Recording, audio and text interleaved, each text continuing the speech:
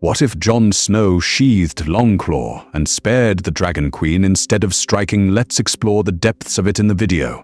Snow drifts slowly through the shattered roof of the throne room, ash masquerading as winter. As Daenerys Targaryen walks toward the melted iron throne, she reaches out a hand. To the twisted steel, her breath soft in the vast, silent hall, the throne that haunted her. Since childhood is gone, reduced to a broken shape and blackened puddles of metal, and yet in her eyes there is still the dream of a better world, bought with fire and blood. Behind her boots echo Jon's approach. He moves like a man walking to his own execution, every step a weight, his sword at his hip. His mind full of the screams from the streets outside. He sees the bodies, the burned children. He hears Tyrion's words and Arya's warning, and still he comes closer, because this is the moment where everything is supposed to end. In truth, we know how it ends in the story we were given. He kisses her, he draws the hidden dagger, and the room goes silent, except for her last breath. But here, breath never comes. Jon's hand closes around the dagger hilt. Under his cloak, he feels the cold steel. He feels the choice. Then he looks into her eyes, and something in him breaks. This does not need to end in blood. The words are only in his head, yet they stay his hand instead of pulling the knife free. He slowly lets go of it. His fingers move to Longclaw. He draws the sword just enough for the steel to whisper, then he sheathes it again. Deliberate motion that feels louder than any strike he could make. Daenerys turns fully to him, the king she believes she has made, the last Targaryen she thinks she has become. Her eyes search his face for worship, for fear, for the reflection of the future. She has burned a city to win. Jon steps back, not forward, no kiss, no sudden lunge, only distance between them and the charred ruin of a throne. He cannot kill her, he cannot save her victims either, so he bends the knee, not in joy but in surrender to a choice that will haunt him. Dragon waits outside, an unchallenged god of fire. The Unsullied stand ready in the streets. The remaining Dothraki ride through a haze. Capital that no longer dares to raise its head. If this continues, no lord in Westeros can match her. No army can stand against her shadow. And yet there is another heir who refuses to act a king in all but name, who will not strike a queen, a north that wants freedom, a south that has been shattered, a house Stark that will not forget, and a house Targaryen that has finally won. So what happens to a world where the Dragon Queen lives, where her rival kneels instead of kills?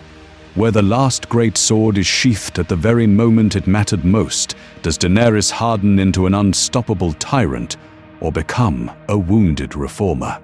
Can Jon live with what she has done or with what he refused to do?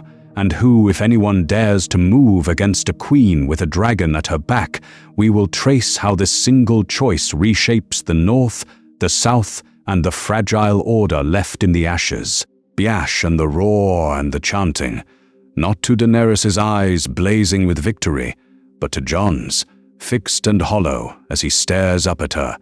Unsullied spears rise in perfect lines. Dothraki araks flash above wild, howling riders. The ruined steps of the Red Keep have become a crude throne, and Daenerys stands upon them, her breath steaming in the cold wind, her voice carrying over the broken city. She speaks of liberating Winterfell, of marching on every city that bends the knee to a tyrant king, of breaking the wheel not just in King's Landing but across the world. Jon hears the words, hears the promise to strike again and again until no one can stand against her. His jaw clenches, Pei's hand slowly tightens on the hilt of Longclaw, as if the sword itself is flinching. Behind him, Tyrion walks forward with the stiff tread of a man going to his own execution. He does not argue. He does not beg. He only pulls the hand of the queen pin from his chest and throws it so it clatters, sharp and small, against the stone. For a heartbeat, the room goes silent even though they stand in the open air, Unsullied and Dothraki watching, waiting to see if this continues. Daenerys' face hardens, her eyes go cold as she orders, "Seize him." Grey Worm moves without a word. Jon does not move at all. Brandishing, he just watches, silent horror burning behind his eyes, because in truth he understands exactly what this means and how much blood it will cost to stop her now. Blur. Later, the throne room is a carcass. Snow and ash drift together through the shattered roof. The Iron Throne is half-melted slag, a twisted shadow of swords and power. Daenerys walks toward it like a girl in a dream, reaching out with one shaking hand to touch the metal that killed her family and crowned her in fire. Drogon's roar echoes distant and low, a reminder that one true king in this city has wings.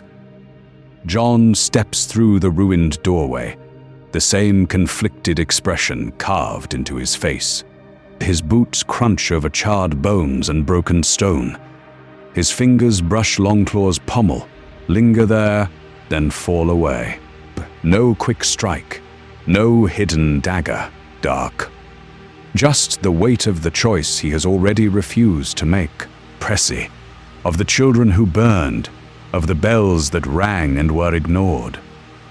His voice is rough, each breath a struggle between duty and love. Daenerys answers as she did before, that those who follow will know a better world, that this does not need to end in blood if they simply accept her justice. Jon steps closer, close enough to kill, close enough to kiss, and instead he drops to one knee on the blackened floor. "I will follow you," he says, head bowed, sword unraised, "if you prove you can rule without more slaughter." The room goes silent again, save for the distant beating of dragon wings. Daenerys' eyes narrow, not with the shock of betrayal, but with calculation and wounded pride. Is this surrender or a test? Is he bending the knee or placing a chain around her neck? Drogon's shadow passes slowly over the broken throne and over both of them, and for a long moment even she does not know whether to feel relieved, insulted, or threatened. This continues. Something in this ruined room will have to break. Jon's faith, Daenerys' fury, or the last fragile line between peace and fire. Jon's answer comes as a whisper that feels like a sword drawn in the dark. "I will serve you," he says, "but not like this." Daenerys studies him in the shattered throne room. Ash still drifting slowly through the air like grey snow, the melted throne behind her a twisted shadow of the dream she crossed the world for. His eyes do not leave hers. He has not kissed her. He has not killed her. In truth, that is its own kind of rebellion. Draki, he goes to one knee, but not all the way. One leg bent, the other braced, as if ready to rise or to fall. "Jon," God says each word dragged out like it costs him blood. "I'll stand by you if you stop. No more burning cities, no more children screaming, probes. No more executions without cause. Swear it." Before a heartbeat, the room goes silent. Even Drogon seems to hold his breath, a low growl dying in his throat as he watches the two last Targaryens measure one another, demand beneath the vow. He is not giving her his soul, only his sword, and only on terms. Her mind flashes to Meereen, to noblemen who smiled and plotted, to the sons of the Harpies striking from the shadows, to Varys and his quiet letters, to Tyrion unshackling Jaime in the night, a man with the better claim, who hesitated when she asked for his support, now asking her to swear, posture. This continues. How long before he decides her justice is not enough? She smiles anyway. The queen the world must see. This "This does not need to end in blood," Daenerys says, voice soft but carrying. "The war is over. The tyrants are dead. There will be no more burning for those who accept the new world." It is not what he asked. It is close enough to sound like it. Jon hears the space she has left for herself, the way justice can be stretched until it snaps. His jaw tightens. "No more burning," he repeats. "No more innocent blood." "Innocent," she echoes, and something flickers in her eyes, something wounded and sharp. The lords who would tear this world apart again are not innocent. The men who would put you on a throne you never wanted are not innocent. Burst. She steps closer, so near he can feel her breath, smell the smoke in her hair. "But you will stand beside me when I speak to them, to the world. They will see the North and the dragon as one." Jon does not look away. He thinks of Sansa in Winterfell, of Arya somewhere in these ruined streets, of the Unsullied waiting, of Dothraki who only understand victory and fire. "Beside you," he says slowly. "If the world still has a voice to speak back." Her smile does not falter, but the air between them goes cold. Outside, the Unsullied form ranks, the Dothraki circle like wolves, and as Daenerys turns to summon Grey Worm, both of them know this fragile vow may be the last thing holding King's Landing together. The next time she calls the armies to order, the test of that promise will come, and the first name on her list will decide whether Jon Snow has sworn to a queen or to a conqueror who cannot be stopped. Tyrion hears the footsteps before he feels the hands. Rough, unyielding, they seize his arms and drag him through the ruined corridors, past smeared blood and fallen stone, toward the queen he has just betrayed. The throne room is half open to the sky, the Iron Throne a molten memory, ash drifting like slow snow. Grey Worm stands beside Daenerys, sword at his hip, eyes hard. The Unsullied line the shattered steps. The Dothraki watch from the shadows.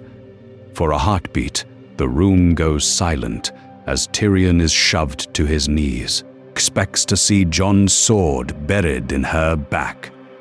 Instead, he sees Jon Snow kneeling at Daenerys' side, head bowed, breath steady. Bow corpse, no dragon's roar of grief, no coup. In truth, the sight strikes him harder than any blow. His careful plan dies in an instant. Daenerys' gaze is cold as she lists his crimes, her voice cutting through the silent hall.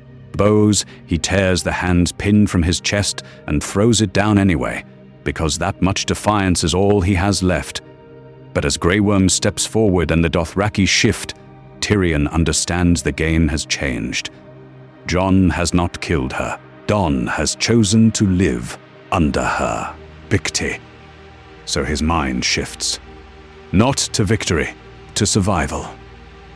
How do I stay alive long enough to find another way, he thinks, as they haul him back to his feet and drag him toward a cell beneath the Red Keep.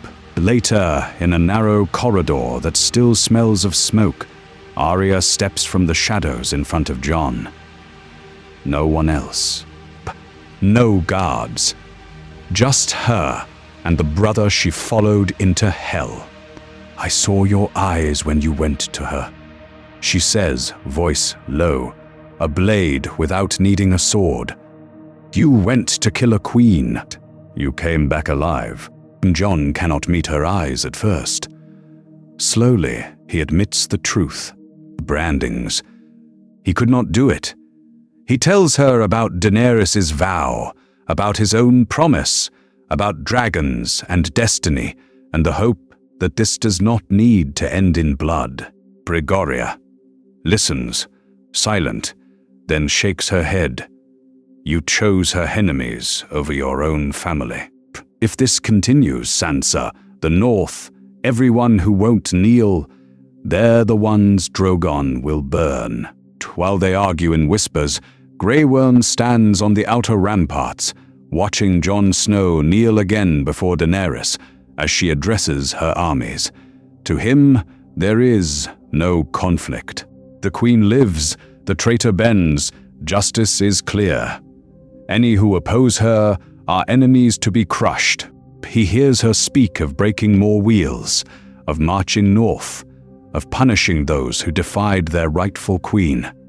He watches Jon at her side, hears her accept him before the unsullied and Dothraki, and it only hardens his resolve. Peer, their cause is righteous. Their king is a dragon queen. Morale surges. The unsullied stand straighter, shields bright against the ruin. The Dothraki raise curved blades and shout to the open sky. Their fear of what might follow her death is gone. She is here, Boers, unchallenged, with a Targaryen prince beside her and Drogon circling overhead like a living storm. Beyond, as Tyrion is marched past the hall once more, he and Jon share a single look, no words. Only the knowledge that as long as Daenerys breathes and Drogon flies, talk of trials, councils, or reforms is treason. Yet doing nothing may doom Westeros, and both men understand that the next strike, when it comes, will have to be sharper than any sword. Though, as Tyrion's cell door slams shut, the real question begins to form. Who will dare move first against a queen no one can openly oppose? Prayer. The cell door's echo is still hanging in the air when another, older echo rises. A name, a title, a claim that will not die just because one queen burned a city. Aegon Targaryen. Bah. Not a rumor, not a bastard. The true-born son of Rhaegar Targaryen and Lyanna Stark, wed in secret before the Tower of Joy ran red with blood. In truth, by the dry, merciless language of Westerosi succession, that makes Jon's claim stronger than Daenerys's. Burgess, sister stands sister, no matter how many cities that sister takes with dragonfire. Buried in some silent crypt, Varys has already loosed his letters like poisoned arrows across the realm, naming Jon as the rightful king. Sansa has read the words, Arya has heard them muttered in Winterfell's halls, Bran has seen the wedding in the green light behind his eyes. Even here, in this shattered capital, the knowledge clings to the stones. Daenerys heard it from Jon's own breath in the crypts of Winterfell. She saw the way the room shifted around him after, how men and women who once called him Snow now weighed him as a king. She tells herself it does not matter. The sword that conquered the throne is stronger than the ink that defines it. She took King's Landing by fire and blood, as Aegon the Conqueror once did. And what dragon ever asked parchment for permission? But when the room goes silent around her, when she sits alone before the melted throne, old ghosts crowd close, her father dragged from his seat and butchered as a mad usurper.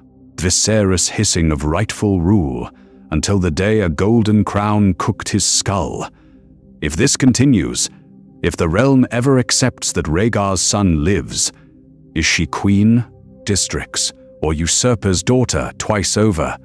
Jon refuses that crown every time it is set before him. To Arya in a dark corner of the Red Keep, he says he does not want it.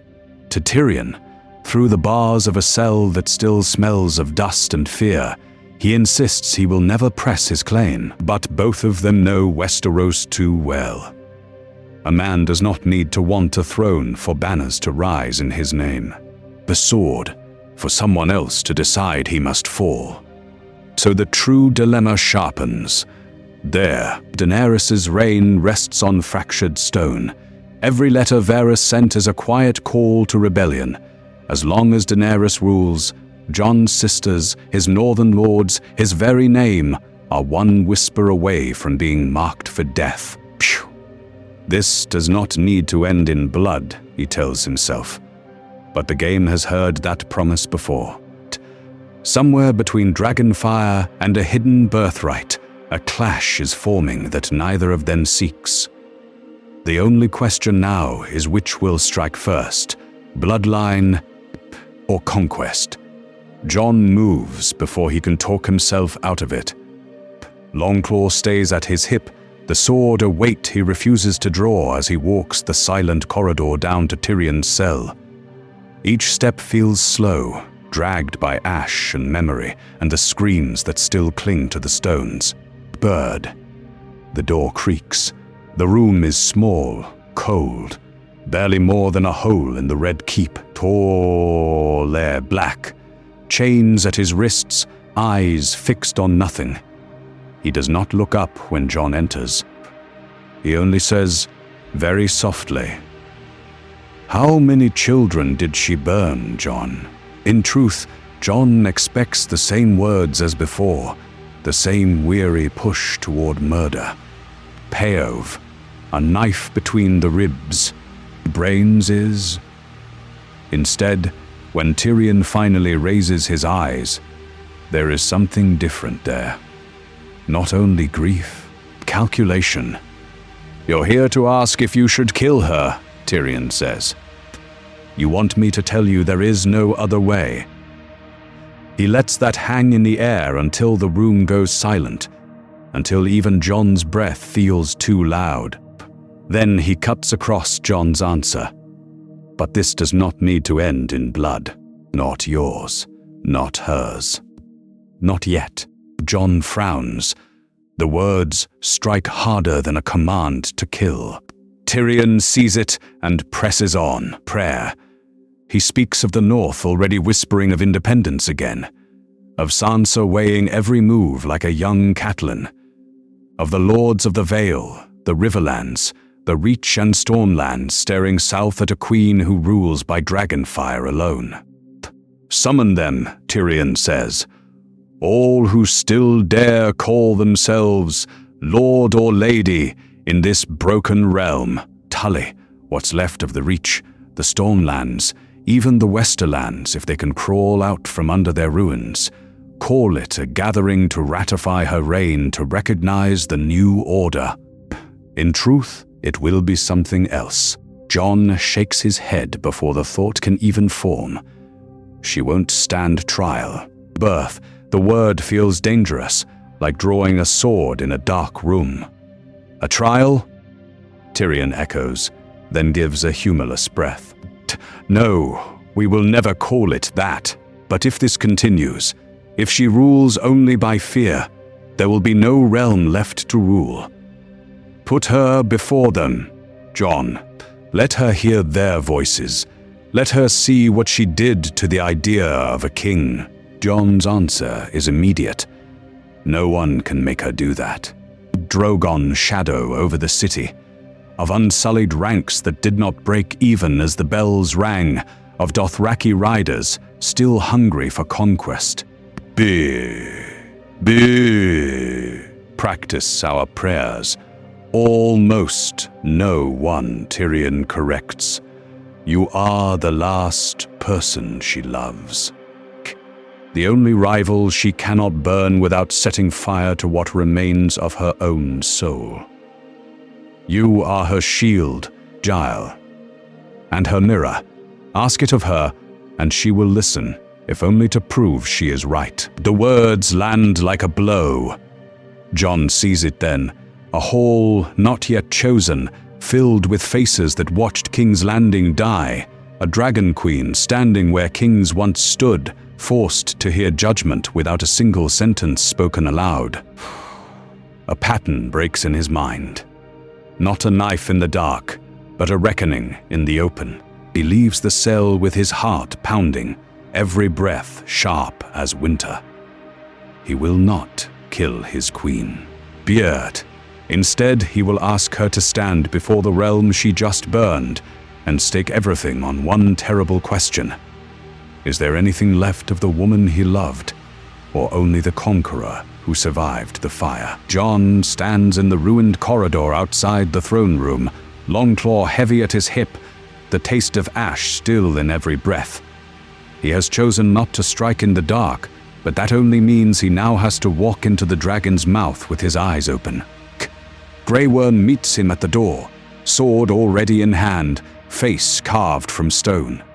Behind him, the hall is almost silent, the Iron Throne a melted shadow behind Daenerys' slight figure. Tyrion stands to one side in chains, guarded, bruised, but very much listening. "Your Grace," Jon says, the words slow, deliberate as he steps forward. He forces himself to bend the knee, not in worship, but in a bid to keep the room from drowning in blood.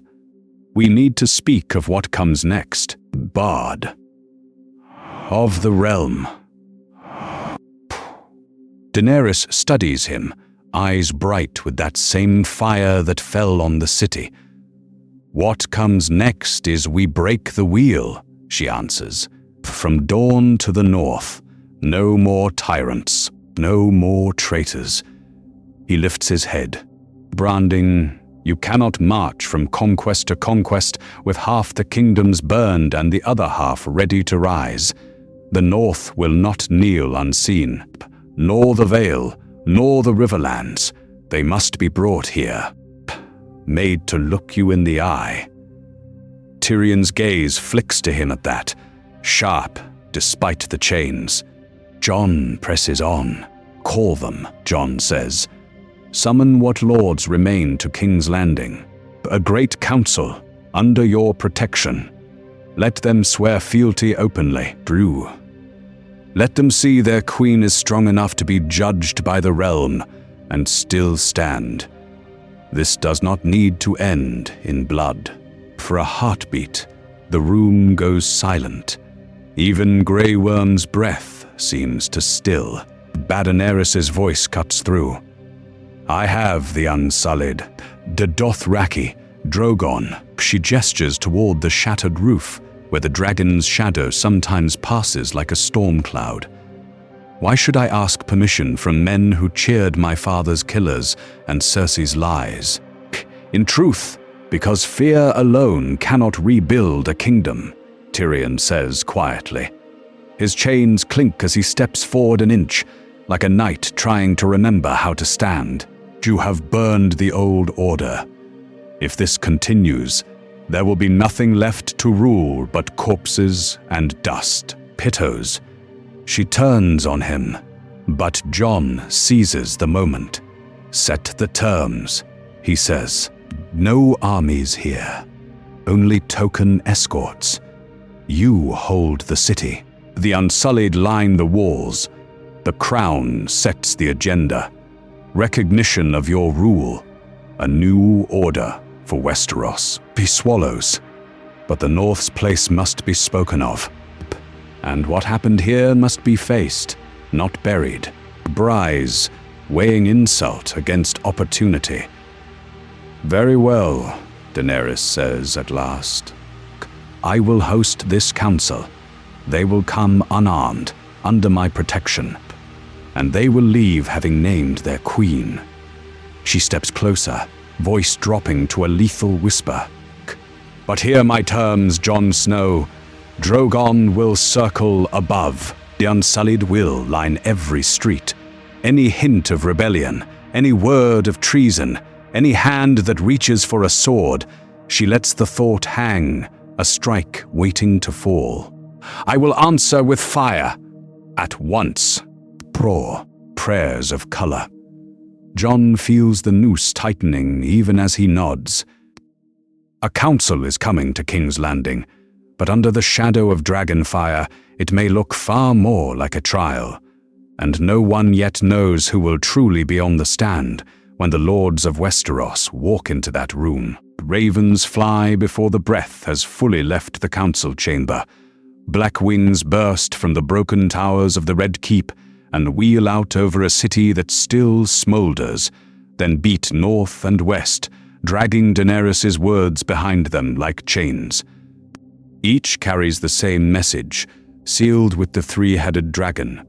All great houses are summoned to King's Landing to ratify the new peace under the Dragon Queen. The ink is still wet when the first bird is loosed. Hell, the air is cold, but the blood runs hot. Sansa listens as the northern lords crowd the room, voices rising, eyes burning, dark. Some slam fists on the table, calling the burning of King's Landing a crime that can only be answered with a sword. Others speak more slowly, but their words cut deeper, warning that marching south is not a war, it is a sacrifice, that every man they send will be one more body for Drogon to strike from the sky. For a moment the room goes silent, the crackle of the hearth the only sound, as all of them picture northern banners turning to ash. Sansa's fingers tighten on the raven's parchment. She hears Lyanna Mormont's echo in her mind, hears Jon's ragged breath in the godswood the night he left. If this continues, the North will be dragged into another southern war it does not choose. So she stands, and when she speaks her voice is calm, iron under fur. Go. She will answer the summons, not with an army, but with a small escort of chosen men and women. They will go as negotiators, not supplicants. The North bled for the living, now it will demand the freedom it was promised by a treaty for northern independence. But everyone in the room hears what she does not say aloud. This does not need to end in blood, if Daenerys will listen. Far to the south and east, the Vale and the Riverlands read the same harsh lines and feel only exhaustion. The knights of the Vale are still near untouched, yet their young lord is sheltered, their regent cautious, previewed of burned farms and broken men. Leaderless, save for lords who have buried too many sons. They remember the Trident, the Red Wedding, the Blackwater, Burr. Another war over a chair of melted swords might finally break them. So they choose caution. The Eyrie sends a sharp-eyed envoy with a modest honor guard, steel polished but numbers thin, half-ruined halls, and agree to dispatch representatives under truce banners, bringing just enough men to look like they still matter, and not enough to tempt dragonfire. They will attend, watch, and wait to see which way the wind blows around this new king, in all but name. Because with Cersei crushed beneath her own tower, and the Lannister host scattered or burned, a great hollow yawns in the Crownlands. The Red Lion is gone from the city walls. The gold that bought so many swords is buried under stone. Daenerys stands in that vacuum, with a foreign army and a single living dragon. This council will decide whether she roots herself in Westerosi soil, taking local lords into her confidence, or rules as a distant conqueror whose power rests only on fear and fire. Days pass. The montage tightens. Glynn ships cross Blackwater Bay, their wakes cutting through grey water as seagulls circle and the shattered city rises ahead. Gates from the King's Road, banners hanging heavy with soot, the dire wolf, the moon and falcon, the scattered sigils of the Trident and the Reach. Men dismount and fall silent as they smell the ash, as they see children picking through rubble where markets once stood. Over it all, Drogon's shadow glides across broken streets and blackened stones. Shh. His silhouette cuts the sun as he circles the Red Keep's jagged crown, a living reminder of the fire that built this new order. One by one, the lords of Westeros pass beneath his wings and into a city that still reeks of death, knowing that whatever is decided in that throne room now will shape every breath their people take for a generation. And somewhere inside, the Dragon Queen waits, ready to learn whether this gathering is a coronation or the first strike of the next war. The first northern banners appear through the drifting ash before anyone hears their hooves. Direwolf on white, the crescent moon of the Vale behind them. moving slowly down a street that still stinks of burned flesh and wet stone. Sansa rides at the front, Arya just off her shoulder, Brienne looming like a silent night between them and the unsullied ranks that wall the way. The city watches and does not cheer. Small folk cling to shattered doorways and broken walls, eyes wide, faces grey with soot and fear, their breath held as if a wrong shout might call the dragon back down. They see northern mail veil cloaks, the promise of some other king perhaps, but above all, they see spears. Grey worm has lined the route with unsullied from gate to red keep, shields bright against streets still slick where blood once ran. Sansa sits straight in the saddle, furs traded for the cool, plain dignity of a dark southern gown, hair braided in a queen's pattern that owes nothing to Cersei and nothing to Daenerys. Her face is carved calm. She notes the corpses not yet cleared, the collapsed roofs, the melted stone where Drogon's fire struck hardest, and she files each wound away as a ledger of crimes the North will not forget. Arya does not look at the dead for long. Her eyes move faster than her horse's hooves. Branches and half-fallen towers counts the distance to the nearest alley, the angle of Drogon's shadow as he circles high above. Where Sansa sees a capital to negotiate with, Arya sees a killing ground. Purse. Every doorway is an exit, every balcony is a perch for a bow. Bear Worm's hand on his sword hilt, and already measures how many heartbeats she would need to strike and vanish if this continues.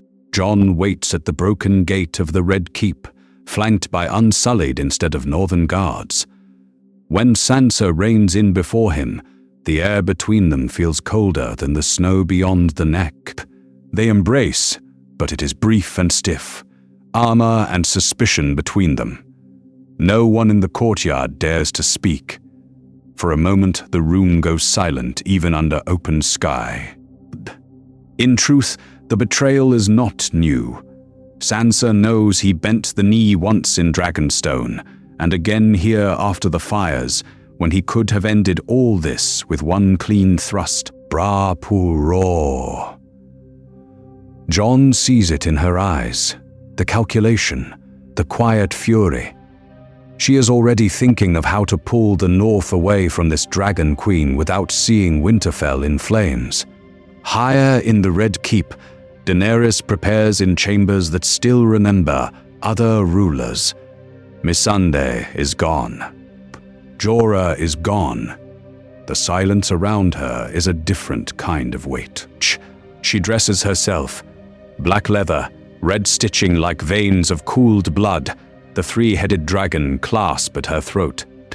Her hair is braided in the Dothraki warrior style, each twist a remembered victory, each ring a promise that this does not need to end in blood if they simply bend. We walks through half-collapsed corridors where Lannister crimson still hangs in scorched tatters, where wildfire once licked the stones and left sickly green scars. The throne room has been stripped and rebuilt in haste. No iron throne now, only a raised platform, and behind it the twisted, melted remains of blades, a frozen wave of dead swords that once made kings and cut them down. Lords and ladies file in under that jagged backdrop, boots echoing on fresh-laid stone, their whispers dying as unsullied line the walls. When Drogon slams down on the outer battlements with a bone-shaking thud, dust rains from the ceiling. A few gasp, and the room goes silent again. Every eye turns towards the empty platform, understanding what truly binds this council together. Not law, not love, but the shadow of a dragon deciding who will walk out of this city alive. Daenerys does not keep them waiting. Brandishing, she steps onto the raised platform, where a king once lounged on twisted swords, her boots scraping ash from the stone, her eyes bright in the half-light, as if the smoke itself is feeding her. When she speaks, her voice carries clean over the gathered lords.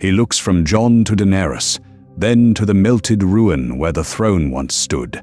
But what sword can strike against dragonfire? What knight can duel a sky that burns? The room goes silent. Even the unsullied at the doors seem to forget to breathe.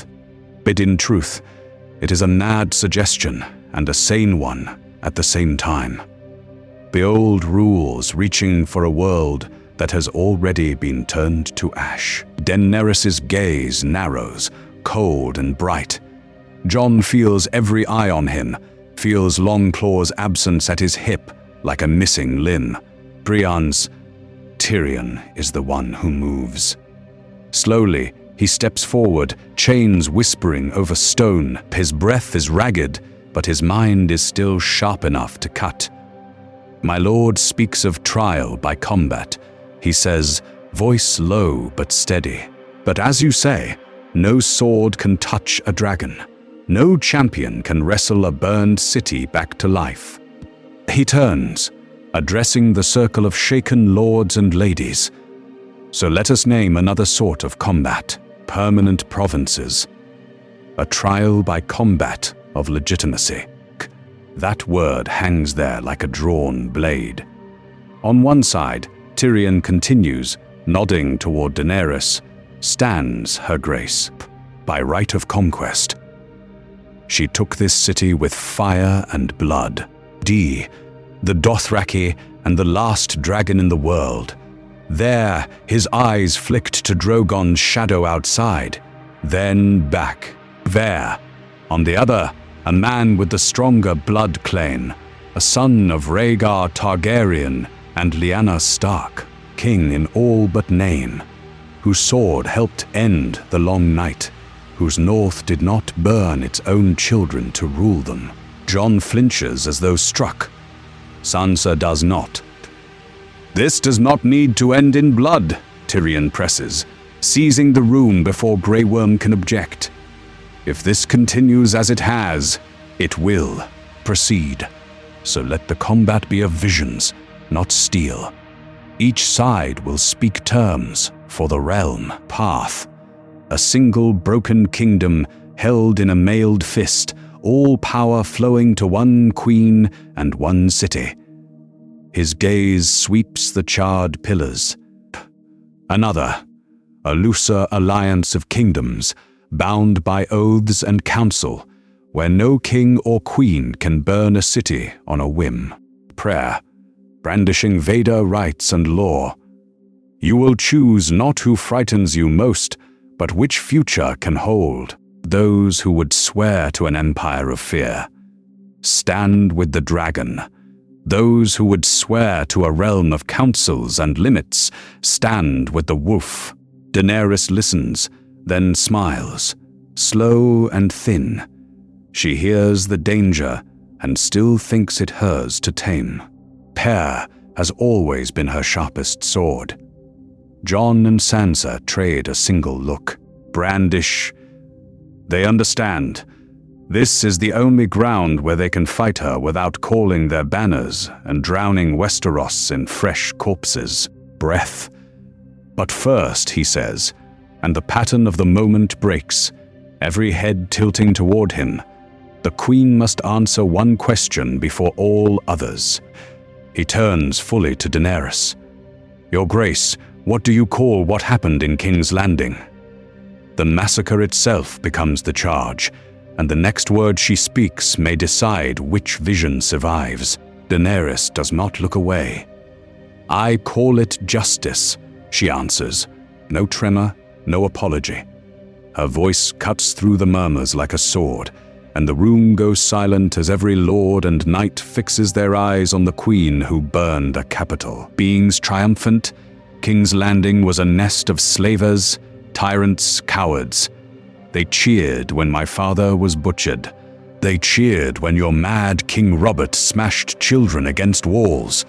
They cheered for Cersei while she starved and tortured them. Do you think such a city can be cleansed with kind words? Brava, chains on Tyrion clinking in the quiet. Soft kings made this chaos, drank. Robert drank while the realm rotted. Joffrey played at being a king with crossbows and screams, past her enemies in wildfire. I ended it. Mercy for the future required mercilessness now. I broke the wheel with fire and blood, so no child would grow up under men like them again. Sansa steps forward before anyone else can breathe. And what of the children under you? Her voice is low, but it strikes harder than a shout.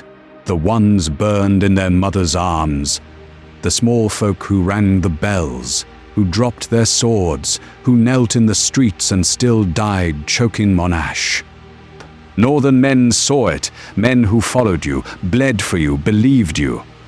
They watched the queen they hailed turn her dragon on people who had already surrendered. She does not stop. She paints it for the room in slow, brutal strokes. Blackened hands. The charred dolls clutched in blackened hands. The alleys where no breath stirs, because every throat is filled with soot. Bor, bor, bor, bor. You speak of nests of vipers, Sansa says. But it was not vipers screaming. It was children, beams. If this continues, there will be no realm left to save. Bruins you call mercy. Jon has been silent, jaw tight, eyes on the floor, breaking, and he finally speaks. It is like something breaking. I fought for her, he says, and the words taste like blood. I believed in her. I still believe she wanted a better world. He lifts his head, meets Daenerys' gaze. But what happened in King's Landing? I cannot call it anything but a massacre. He turns, forcing himself to face the lords. Ruling by fear works, until it doesn't. Fear breeds rebels. Rebels breed war. Then there is always another city to burn, another child to call necessary. Breaking. In truth, that is not breaking the wheel.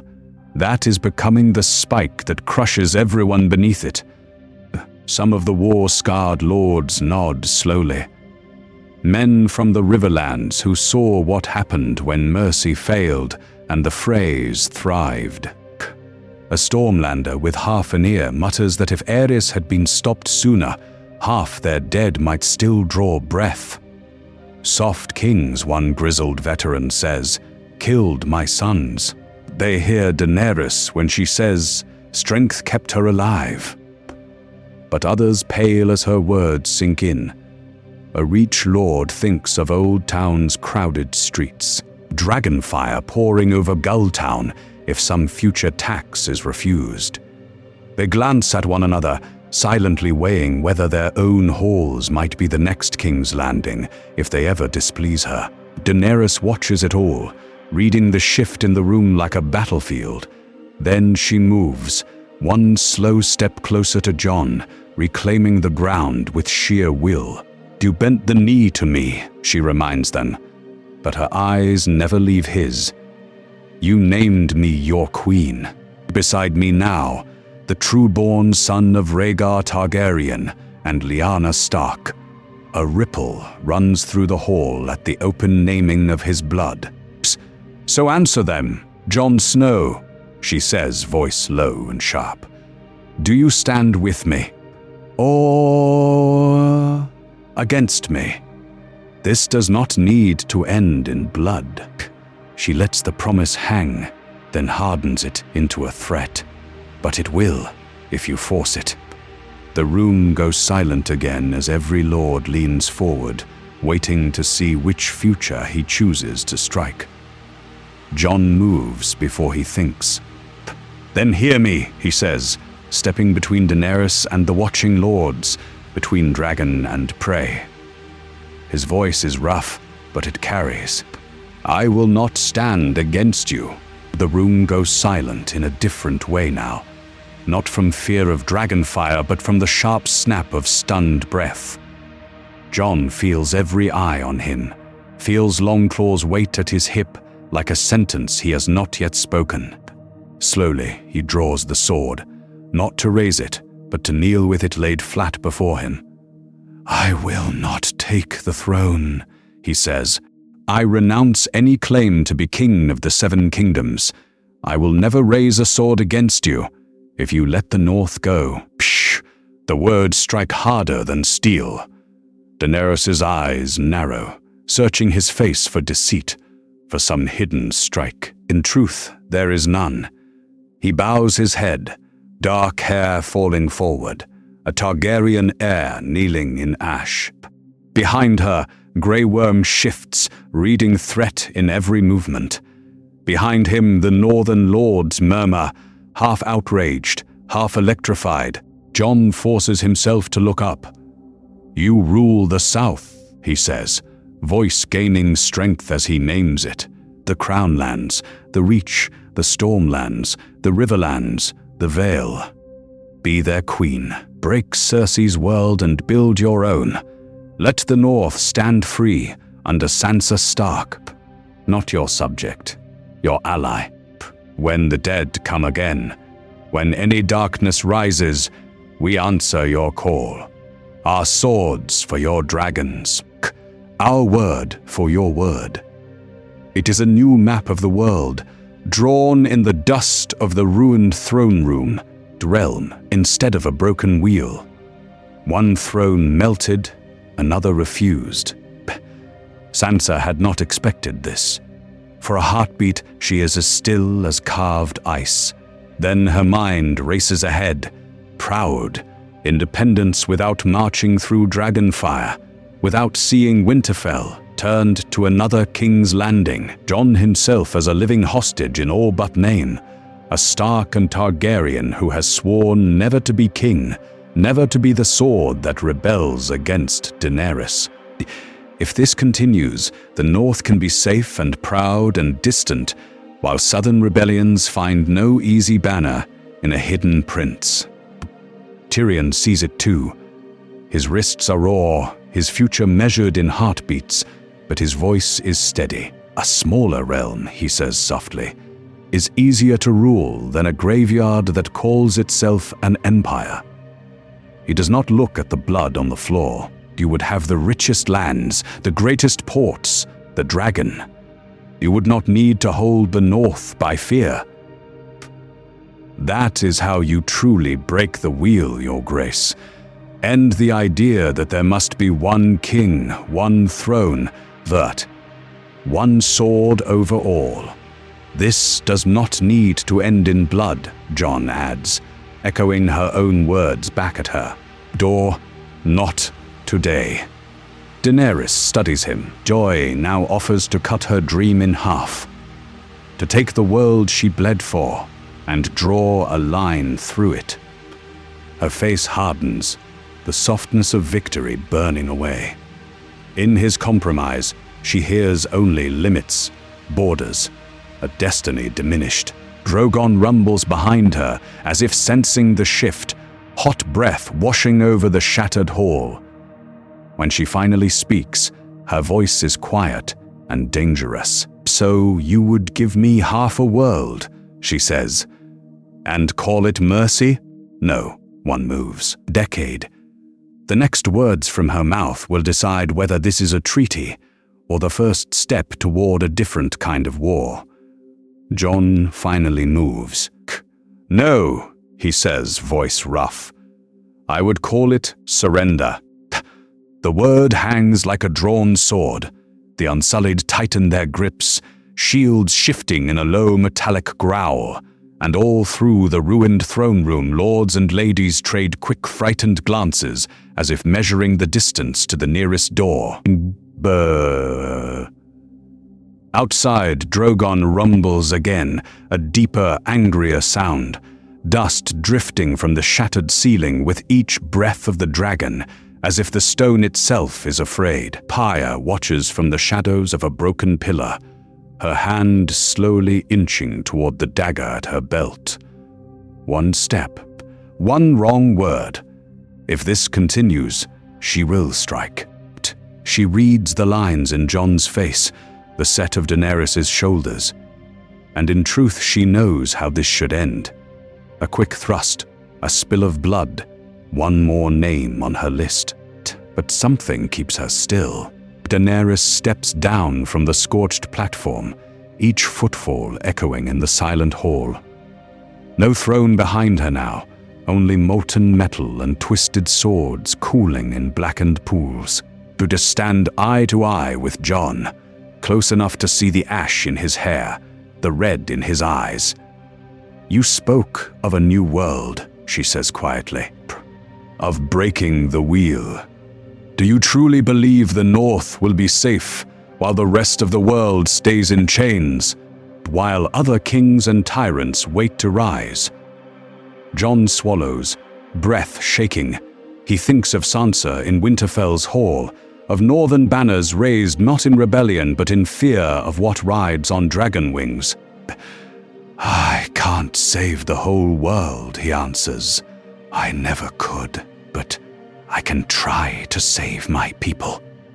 If you come for the North with fire, you lose me, not as a king, but as the man who loves you." The room goes silent. Drogon's growl fades to a low, uncertain rumble. Grey Worm's eyes narrow, measuring Jon's words like an enemy formation. Tyrion does not dare to breathe. Daenerys studies Jon's face for a long, suffocating moment. She sees no threat there, no hunger for her crown. Only a line he will not cross, a line of snow against her sea of fire. "You would abandon me," she says, "for a border, for a people," he replies. Something breaks then, not with a shout, but with a slow exhale. She looks past him, to the gathered lords, to the shattered icons of the old order. "This does not need to end in blood," she says at last. Grey Worm almost protests, then stops when her hand lifts. She turns so all can see her, ash swirling around her like pale ghosts. "The North will go free," Daenerys declares. "Bersa Stark will rule there as queen. I will not drag them back in chains." She lets that sink in, watches the shock ripple through the room like a physical strike. But Jon Snow stays. She continues, "Here, by my side. Not as rival, not as king," her voice hardens, "as my consort. A bridge between my realm and the North." Beside it, murmurs rise, then die as she raises her voice, cutting through the hall. "There will be no more Iron Throne. There will be no more 7 kingdoms, bird.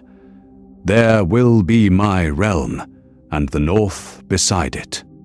It is a brutal compromise born in fire and ash. War is averted for this breath, for this day. But everyone in that ruined room understands they now stand inside something fragile and new, an order that might hold or shatter at the first true test. Brad for a heartbeat after those words. The room goes silent. No Iron Throne. No 7 kingdoms. Just a dragon queen and a free North staring at each other across a floor still slick with blood and ash. Sansa moves first, slowly so every knight, every lord, every set of watching eyes has time to understand this is not surrender. She steps forward, cloak torn, hair singed, and kneels not to the melted throne behind Daenerys, but to the idea of distance between them. Her voice is cool, measured, cutting through the smoke, brandishing back what the North has already taken, not for granting it. In truth, it is a blade wrapped in courtesy. Braids, the northern lords exchange sharp looks, stunned and relieved in the same breath, already calculating palisades and passes, which rivers can be held, which roads must be watched if this continues, and southern liberation ever rides north again. Behind Daenerys, close enough to feel Drogon's heat, far enough that he can't quite meet Sansa's eyes. This is the peace he bargained for, the sword he refused to draw. Publicity. To keep it, he must stay. A Stark in the south beside a queen he no longer fully trusts, a king's blood turned into a living pledge. His presence is the shield between Dragonfire and Winterfell. As long as he breathes at Daenerys' side, she has something to lose if she strikes at the north. But that same bond chains him to her fate. If she falls, he falls with her. If she burns, his name burns with her in every song. Tyrion watches from below the dais, hands still raw from the manacles, feeling the weight of a dozen narrow escapes pressing on his chest. He is alive. Dear. The realm has not shattered into open civil war. For now. He lets out a quiet, shaking sigh, almost silent beneath the crackle of settling embers. He understands exactly why she did this. Not because she has turned from fire and blood, but because she will not lose Jon. The calculus chills him. Mercy for love's sake is still mercy, but it is not law, it is not principle, and he knows how quickly love can die. Grey Worm accepts the decree with a single nod. The Unsullied do not question the Queen's will. They lower spears, they reform ranks, they begin to turn from conquest to occupation, blessing. Yet at the edges of the hall, the Dothraki shift and mutter, hands on Arrax, eyes bright with wounded pride.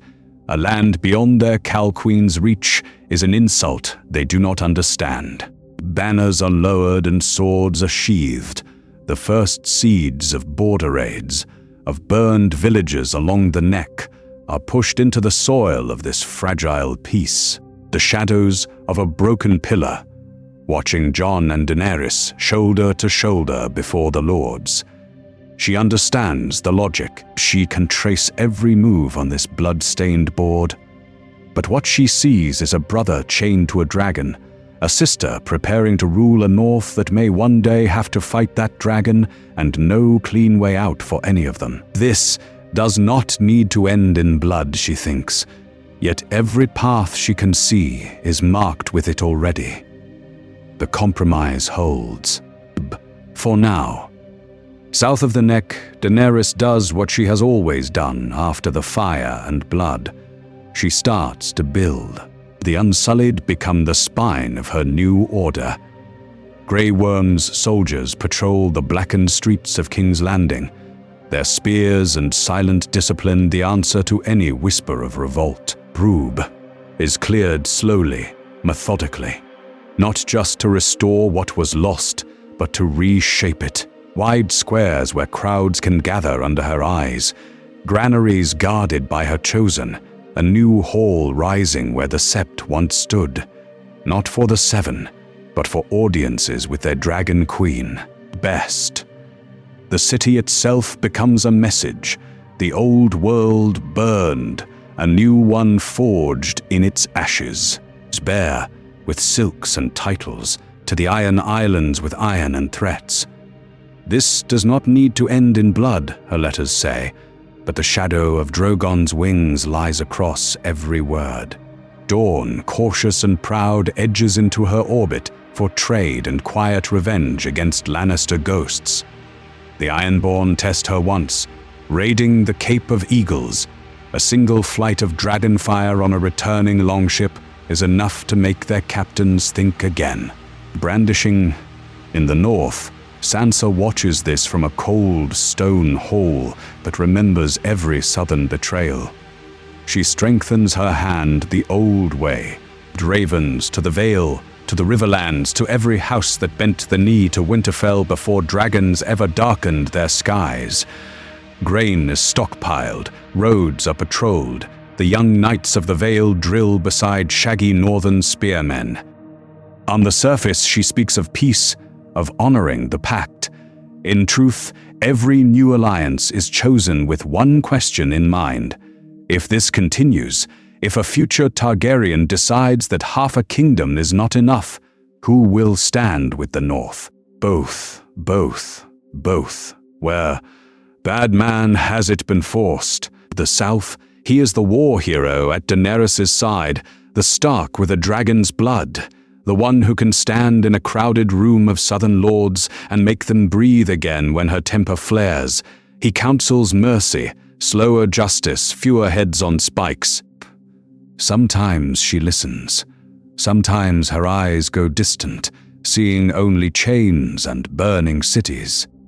In the north, though, the air is different. Some lords avert their eyes when he passes. Pairs and consorts slip out when they think Arya is not close enough to hear. He has bent the knee to a queen who burned a city. They have not forgotten the smell of that smoke. For Daenerys, the concession of the north becomes a wound that never quite closes. She has yielded once, but in her own mind, she is still the rightful queen of all the 7 kingdoms. Deep small defiance, some lord delaying his taxes, a border fort refusing a southern envoy, a whispered toast to independence, feels like another strike against her destiny. Parades. The room goes silent more often now when she rises from the throne, because no one is certain what the next insult will cost. And then there is the child they might have. Parameter council talk, into small folk rumors, into Sansa's most private fears. Brandishing a son or daughter of ice and fire, half North, half Targaryen, born with a claim to both realms and raised between a mother who believes the world is hers by right and a father who has seen what that belief can do. That heir could be the bridge that finally unites the realm, or the spark that tears it apart all over again when both halves of Westeros try to claim them as their own. That single child becomes the line between 2 futures, and in truth, the whole question of whether this ending is better than canon hangs on which side of that line Daenerys chooses to stand. In the story we know, her arc ends with a sword in her heart and Drogon carrying her body into the silent sky, a tragic warning about what happens when fire and grief outrun mercy. Here she lives. She walks out of the dragon pit not as a fallen tyrant, but as a crowned empress, her eyes still haunted by the ash of King's Landing, her breath still catching when she hears bells. Instead of a neat moral, Westeros gets a long experiment. Does a traumatized conqueror learn to rule, or does she slowly harden into the very nightmare she thought she'd destroyed? For the Starks, the ledger is just as tangled. Brandishing, Sansa wins what she wanted with far less blood. The North's independence is recognized openly, not as a last-minute concession from a council scrambling to replace a dead queen, but as part of a negotiated settlement between 2 living powers. Bran wheeled out as compromise king. No need to pretend the game has changed when the same lords still fill the same room. Yet the price is carved into her family. Jon does not return as hero. He does not come home at all. Burdened of her crown, traded for Daenerys' promise to keep her dragons pointed south. Arya, meanwhile, is spared the sight of her brother becoming a queenslayer, spared the image of Longclaw sliding into Daenerys' chest. But she sails west, knowing that if this continues, Winterfell will always stand under the shadow of a southern empire that can reach it in a single night's flight. Westeros itself fractures instead of bending around a new elective monarchy. There is no King Bran to sit above the squabbling kingdoms, no fragile consensus that the great houses can simply vote away the old order. Instead, there is an empire of dragonfire in the south and a free kingdom in the north, a cold border that looks peaceful on a map, but hums with risk. One bad harvest, one border raid, one dead envoy, and the room goes silent as every lord wonders whether this does not need to end in blood, or whether the next strike will come from the sky. Tyrion's fate is sharper here as well. Under Bran, he lives as a half-forgiven criminal, sentenced to fix the very realm he helped break, Daenerys. He survives as Hand because he chooses to. He kneels, accepts her chains, and bets that Jon's presence, the child's future, and his own counsel can keep her from repeating King's Landing on a grander scale. Back, every victory they win together will taste of ash to him. Every reform measured against the memory of burned children he did not save. Ah. So is this a happier ending? Not really. It is a more honest one.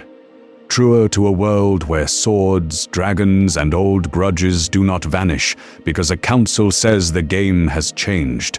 Peace becomes a bargain renewed year by year, treaty by treaty, breath by careful breath, always one dragonfire away from ending. And as Daenerys' reign lengthens, as that child of ice and fire grows, the real question is not whether Westeros can live with this compromise, but what happens the first time someone decides they cannot. Peace in this timeline is not a song, it is a held breath. Jon Snow walks away from the throne room knowing that every compromise he carved out between ice and fire can still be shattered by a single rash strike, a single word spoken in anger instead of duty. Here the key wound never opens. He does not drive the knife into Daenerys' heart. The sword closes the distance and tells her this does not need to end in blood. Instead of dying in Drogon's shadow, she is forced to stand in the light of Westeros' judgment, to hear the North's demand for freedom and the realm's demand for law. The Iron Throne is gone. The city still reeks of smoke and burned flesh, but Jon engineers a fragile bargain, a split realm, a free North, and a living dragon queen bound to oaths she does not fully accept. In truth, that is the heart of this what-if. Love versus duty, not as a tragic instant in the throne room, but as a long, grinding test that stretches over years. Conquest versus legitimacy, not just in banners and crowns, but in the silent way a lord weighs his children's future against a queen's promise. Can a woman who burned a capital be turned slowly by those who love her? Or are some paths toward tyranny so steep that they can only be broken, never bent? So now you choose your ending. You stand with Cannon, with Daenerys dead in Jon's arms, and Bran crowned as a distant, watchful king over reunited realm. Do you prefer this fractured peace, where the North walks away, where Sansa rules in Winterfell, while Daenerys keeps her dragons, her unsullied, her Dothraki, and tries to rule a maimed South? Both aside, and imagine a third path where Jon finally takes the crown he never wanted and forces the dragon and the wolf to share one body, one will, one law. Broken. Look at these pieces on the board and tell me who truly wins.